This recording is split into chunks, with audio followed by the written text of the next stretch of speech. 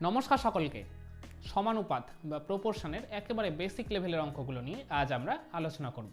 তাহলে চলো, আর দেরি কিসের, বোর্ডেই দেখা যাক। আচ্ছা, সমানুপাত এই কথাটার মধ্যেই এর অর্থটা লুকিয়ে রয়েছে। সমানুপাতকে যদি আমরা ভাঙি তাহলে কি কি পাবো বলো তো? সমান অনুপাত। দেখো 6:10, আবার এদিকে ধরো 15:25। আচ্ছা, 6:10 একে ভালো করে একটু যদি তোমরা তাকিয়ে দেখো, লঘিষ্ঠ আকারে কিন্তু পরিণত করা যায়। তাহলে 6:10কে আমরা এইভাবে লিখতেই পারি 6/10। আগের ক্লাসে আমরা জাস্ট শিখে এসেছি। তাহলে এটাকে দেখো 2 দিয়ে কাটাকুটি যায়, 3 দুগুণে 6, 5 দুগুণে 10, তাহলে এলো 3/5। তাহলে এইটাকেই আমরা অনুপাত আকারে যদি লিখি তাহলে হয়ে যাবে 3:5। তার মানে 6:10এরই আর একটা ফরমেশন হচ্ছে 3:5। আর এইটাকে দেখো লঘিষ্ঠ আকারে কিন্তু পরিণত করা যায়।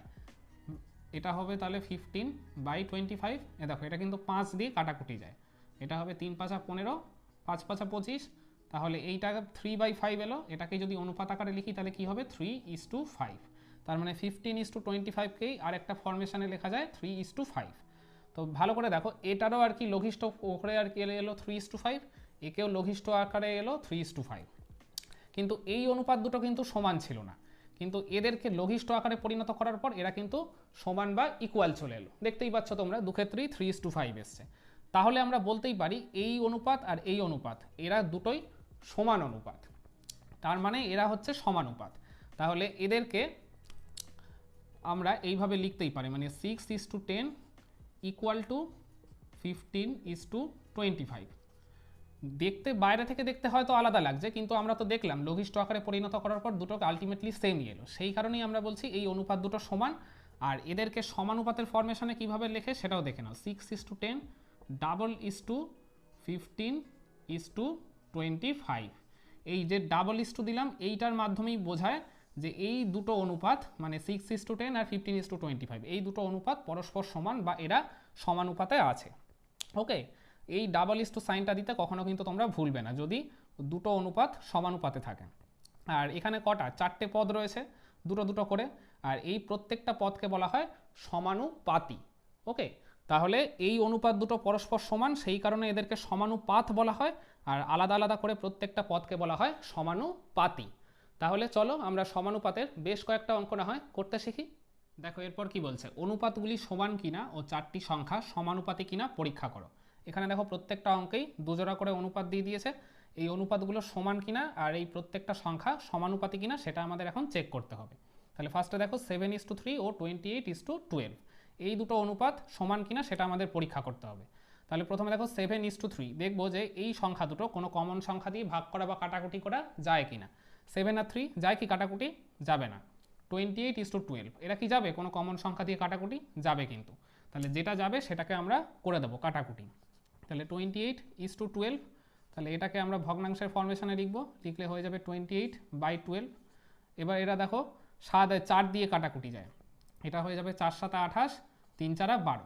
তাহলে আর কাটাকুটি যাচ্ছে না, তাহলে 7/3, এটাকে অনুপাতে লিখলে হয়ে যাবে 7:3। আচ্ছা দেখো, ফার্স্ট অনুপাতটা ছিল 7:3, আর এইটাকে লঘিষ্ঠ আকারে পরিণত করার পরে এলো 7:3। তাহলে দুটো সমান এলো। তাহলে লঘিষ্ঠ আকারে পরিণত করার পরে যখন দেখবে দুটো অনুপাতই ফরমেশনটা সেম আসছে, তাহলে তোমরা তখন লিখতেই পারবে যে এই যে দুটো অনুপাত যেটা দেওয়া ছিল কোশ্চেনে, এই যে 7:3 আর কত 28:12, এরা পরস্পর সমান, সেই জন্য ইকুয়াল টু সাইন দিলাম। আর সমানুপাতের ফরমেশনে কিভাবে লিখতে হয়, 7:3 28:12। তাহলে যেহেতু অনুপাতগুলো সমান, তাই আমরা বলতেই পারি এই দুজোড়া অনুপাত পরস্পর সমানুপাতে রয়েছে।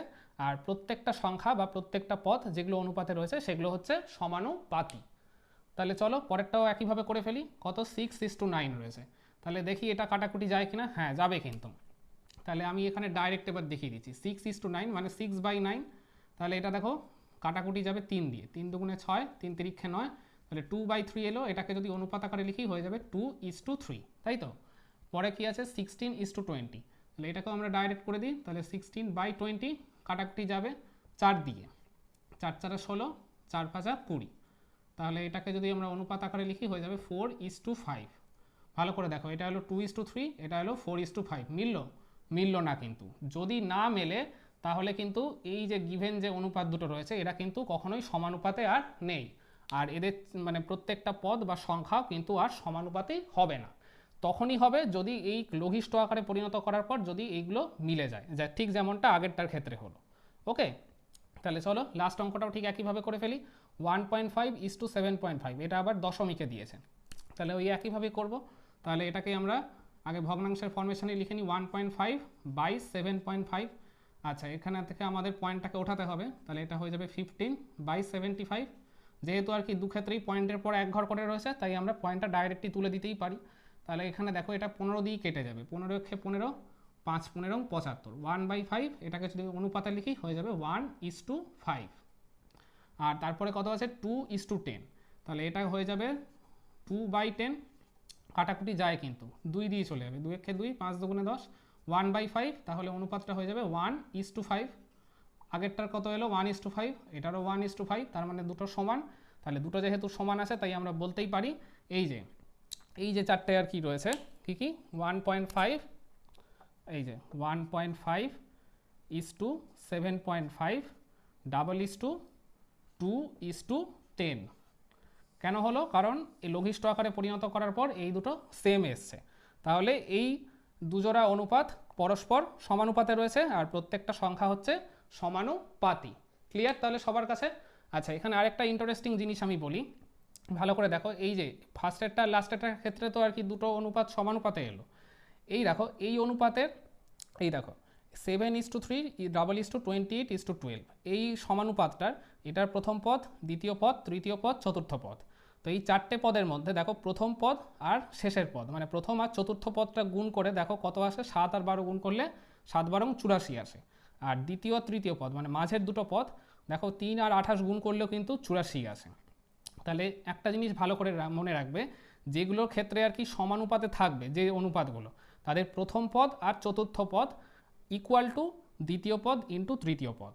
আর এইটারও দেখো ঠিক সেম জিনিসই হবে। 1.5কে তোমরা দেখুন মানে লাস্টে যেটা রয়েছে প্রথম আর চতুর্থ, এখানে যদি 10 দিয়ে গুণ করো তাহলে এটা কত হবে বলো তো? এটা হয়ে যাবে 15।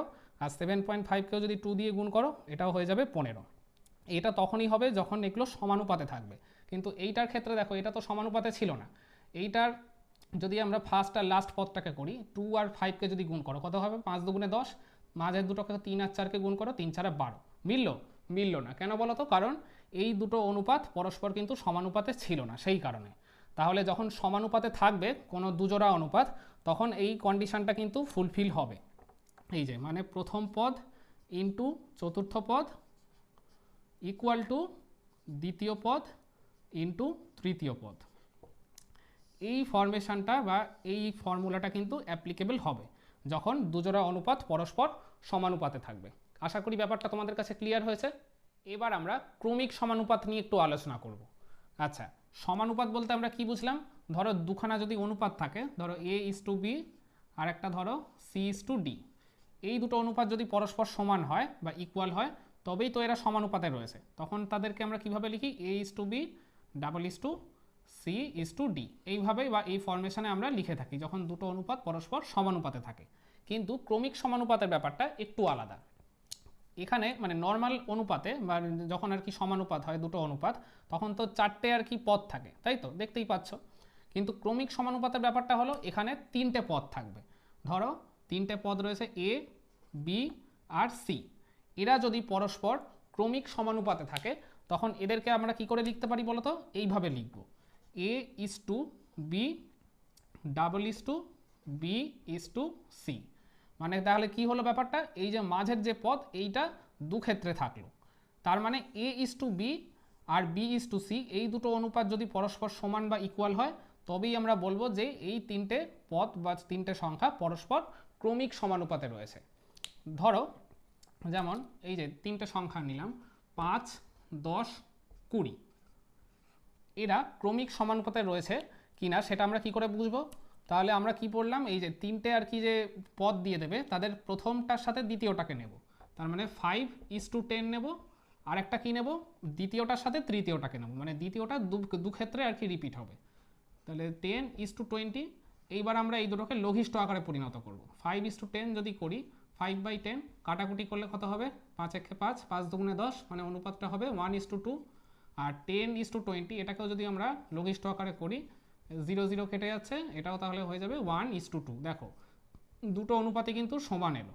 তাহলে যেহেতু সমান এলো তাহলে আমরা বলতেই পারি 5:10 ইকুয়াল টু 10:20, মানে এই দুটো অনুপাত পরস্পর সমান হলো। আর যদি পরস্পর সমান হয় তাহলে আমরা লিখব 5:10 10:20। তার মানে আমরা বলবো যে এই 5, 10, 20 এই তিনটে সংখ্যা অবশ্যই ক্রমিক সমানুপাতে রয়েছে। তাহলে চলো ক্রমিক সমানুপাত রিলেটেড বেশ কয়েকটা অঙ্ক না হয় আমরা করতে শিখি এখন। দেখো এবার কি দিয়েছে, ক্রমিক সমানুপাতে রয়েছে কিনা পরীক্ষা করো। এই যে তিনটে করে পদ দেখছো বা সংখ্যা দেখছো প্রত্যেকটা অঙ্কে, এরা পরস্পর ক্রমিক সমানুপাতে রয়েছে কিনা সেটা আমাদের এখন চেক করতে হবে। তাহলে প্রথমে দেখো কি রয়েছে, 7, 14 আর 28, এই তিনটে সংখ্যা ক্রমিক সমানুপাতে রয়েছে কিনা সেটা আমরা এখন চেক করব। তাহলে আমরা এক্ষুনি যেটা বললাম ওই যে কি করতে হবে, 7:14 এই একটা অনুপাত বানাতে হবে, আবার এইটার আর এইটার সাথে আর একটা অনুপাত বানাতে হবে 14:28। এই দুটো অনুপাত যদি পরস্পর সমান হয় তাহলেই আমরা বলবো এই তিনটে সংখ্যা অবশ্যই ক্রমিক সমানুপাতে রয়েছে। তাহলে 7/14 করে দেবো, কাটাকুটি করে দেখি, হ্যাঁ দেখো 7 দিয়ে কেটে যাচ্ছে, 7 একে 7, 7 দুগুণে 14, 1/2 মানে 1:2। তাহলে আর এইটা দেখি কত আসে, 14/28। এটা দেখো 7 দিয়ে কাটে কিন্তু, 7 দুগুণে 14, 4 7 28, 2 আর 4ও কিন্তু কেটে যাবে 2 দিয়ে। তাহলে এটাও হয়ে যাবে 1/2 মানে 1:2। তাহলে দেখো দু ক্ষেত্রেই আর কি কাটাকুটি করার পর অনুপাতগুলো সেম এলো। তাহলে আমরা বলবো 7, 14 আর 28 এই তিনটে সংখ্যা অবশ্যই ক্রমিক সমানুপাতে রয়েছে, আর এই প্রত্যেকটা পদ হচ্ছে ক্রমিক সমানুপাতি। ক্লিয়ার? তাহলে পরেরটাও ঠিক একইভাবে করব। তাহলে আমরা এই 81 আর 9 এই দুটোকে আগে একসাথে নেব। তাহলে 81/9, দেখো 9 দিয়ে কেটে যায়, 9 একে 9, 9 9 81, তাহলে অনুপাতটা হবে 9:1। আর তারপরে কত নেব, 9 এর সাথে নেব আমরা 18, দেখি কত আসে 9/18। এ দেখো এটা কিন্তু 9 একে 9, 9 দুগুণে 18, কত এলো 1:2। দুটো কি সেম এলো? দুটো কিন্তু সেম বা সমান আসেনি। যেহেতু সমান আসেনি তাহলে আমরা অবশ্যই বলবো যে এই তিনটে সংখ্যা ক্রমিক সমানুপাতে নেই, আর এদের পদগুলো ক্রমিক সমানুপাতি অবশ্যই হবে না। তাহলে পরেরটাও ঠিক একইভাবে করব, আগে দুটোকে একসাথে নেব, মানে 25:10, তার মানে এটা হয়ে যাবে 25/10। কাটাকুটি করে দেখি কত আসে, 5 দিয়ে কাটবে, 5 5 25, 5 দুগুণে 10, তাহলে অনুপাতটা হবে 5:2। তারপরে 10 আর 4টাকে একসাথে নেব, 10:4, তাহলে এটা হয়ে যাবে 10/4। তাহলে দেখো 2 দিয়ে কিন্তু কাটে, 5 দুগুণে 10, 2 দুগুণে 4, তাহলে অনুপাতটা হচ্ছে 5:2। তাহলে দেখো এই অনুপাতটাও যায়, এই অনুপাতটাও তাই, দুটোই সেম এলো। তাহলে আমরা অবশ্যই বলবো, আমি এই লাস্ট অঙ্কটা একটু করে দেখিয়ে দিচ্ছি তোমাদের। তাহলে এইভাবে লিখবো 25:10 ইকুয়াল টু 10:4। যেহেতু অনুপাতগুলো সমান তাহলে এটা আমরা এইভাবে এবার লিখবো 25:10 10:4। তাহলে এইটা দ্বারাই বোঝাচ্ছে যে এই তিনটে সংখ্যা ক্রমিক সমানুপাতে রয়েছে, আর এই প্রত্যেকটা পদ হচ্ছে ক্রমিক সমানুপাতি। আচ্ছা, এই ক্রমিক সমানুপাতে এই মাঝের পদটা তো দুবার করে রিপিট হয়, তাই তো? এই যেমন 25:10 10:4, এটাও যেমন ক্রমিক সমানুপাতে ছিল, এটাকেও যদি আমরা লিখতাম হতো 7:14 14:28। তো মাঝের পদটা যেহেতু দুবার করে রিপিট হচ্ছে সেই জন্য এই মিডিলের যে আর কি টার্মটা থাকে সেইটাকে বলা হয় মধ্য সমানুপাতি। এই টার্মটা সবাই ভালো করে একটু মাথায় রাখবে। আর এটার ক্ষেত্রে ছিল না, তাই এক্ষেত্রে 9টাকে কোনোভাবেই মধ্য সমানুপাতি আমরা বলতে পারবো না, যেহেতু ওটা ক্রমিক সমানুপাতেই ছিল না। তাহলে ক্রমিক সমানুপাতের তিনটের মাঝেরটাকে বলা হবে মধ্য সমানুপাতি। দেখো এবার কি বলছে, লুপ্ত পদগুলি নির্ণয় করো। এখানে দেখো অনুপাতগুলোর একটা করে পদ মিস রয়েছে প্রত্যেকটা ক্ষেত্রে, ওই মিসিং টার্মগুলো আমাদের বের করতে হবে। তাহলে ফার্স্টে দেখো কি বলছে, 5:8 64, এই স্টারের ভ্যালুটাকে আমাদের বের করতে হবে। আচ্ছা, এই ফরমেশনে মানে আকারে যখন দিয়েই দিয়েছে তার মানে আমরা বলবো যেটা দিয়ে দিয়েছে যেগুলো অনুপাতগুলো সেগুলো সবকটাই হচ্ছে সমানুপাতেই রয়েছে, সেই কারণেই তো সাইনটা দিয়েছে নাকি। তাহলে আমরা এটাকে ডিরেক্ট আর কি লিখবো, তাহলে এইভাবে আর কি লিখবো যে 5/8 অনুপাত আকারে, মানে এটাকে তো ভগ্নাংশের আকারে লেখাই যায়, আর কে আমরা ইকুয়াল টু দিয়ে কনভার্ট করব।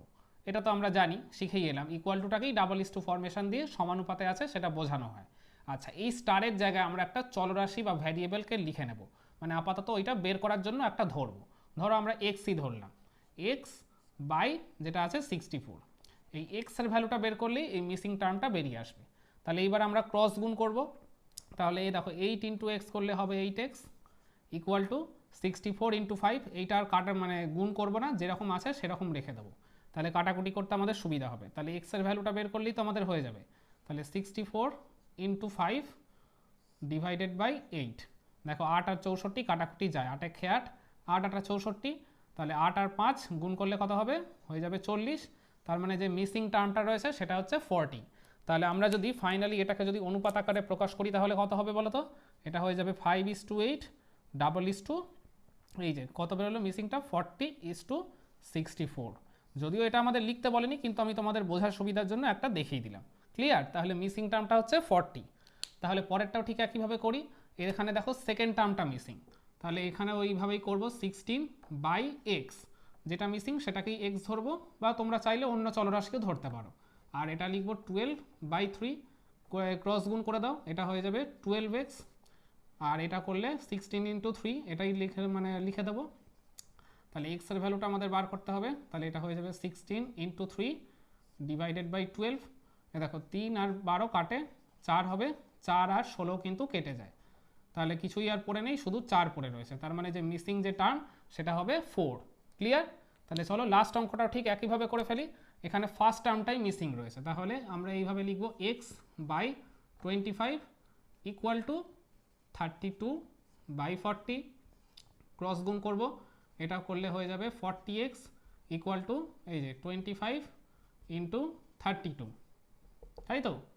এবার আমাদের কি লাগবে, এক্স এর ভ্যালু লাগবে, তাহলে 25 ইন্টু 32 ডিভাইডেড বাই 40। এবার দেখো কাটাকুটি যাবে কিনা, হ্যাঁ যাবে।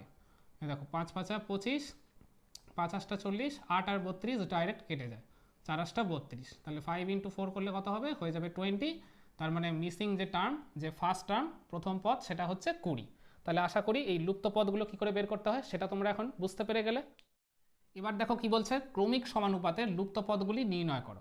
দেখো এখানে প্রত্যেকটায় 3টে করে পদ বা টার্ম দেওয়া রয়েছে, এদের মধ্যে একটা করে সংখ্যা বা পদ মিসিং রয়েছে।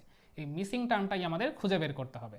তাহলে প্রথমেই আমরা এই 3টে সংখ্যা দ্বারা যে ক্রমিক সমানুপাতটা গঠিত হচ্ছে সেটা আগে লিখে নেব। তাহলে এই মিসিং টার্মটাকে আমরা কোনো একটা চলরাশি দিয়ে রিপ্লেস করব।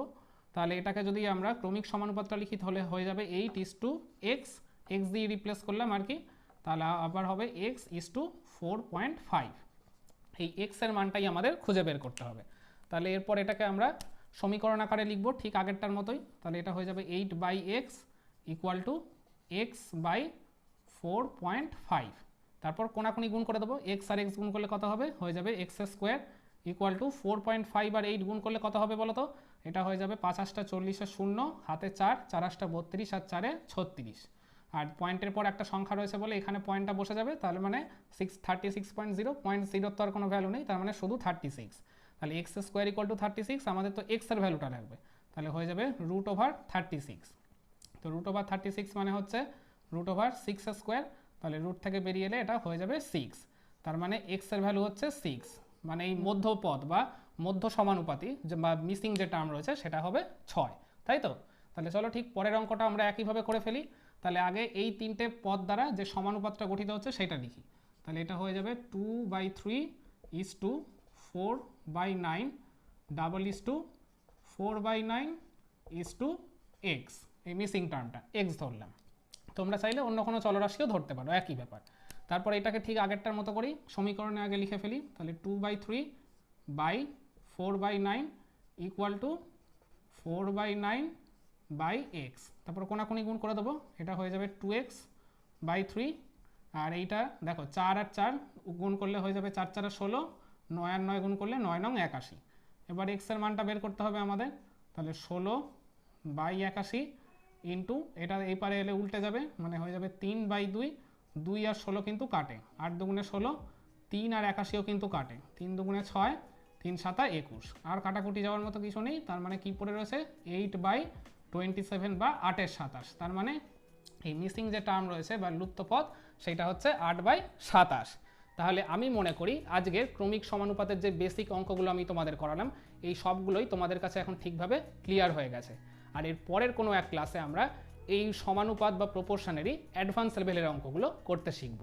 তাহলে এতক্ষণ তোমরা যারা আমার এই ক্লাসটা ধৈর্য ধরে মনোযোগ সহকারে ফলো করলে তারা এই 4টে অঙ্ক ঠিক আমার দেখানো এই মেথডগুলোর মাধ্যমেই সলভ করে বরাবরের মতো কমেন্টে আমাকে আনসারটা জানিয়ে দাও। তাহলে আজকের ভিডিওটা আমরা এখানেই শেষ করছি। দেখা হচ্ছে আবার পরবর্তী কোনো ক্লাসে। সবাই ভালো এবং সুস্থ থাকবেন। ধন্যবাদ।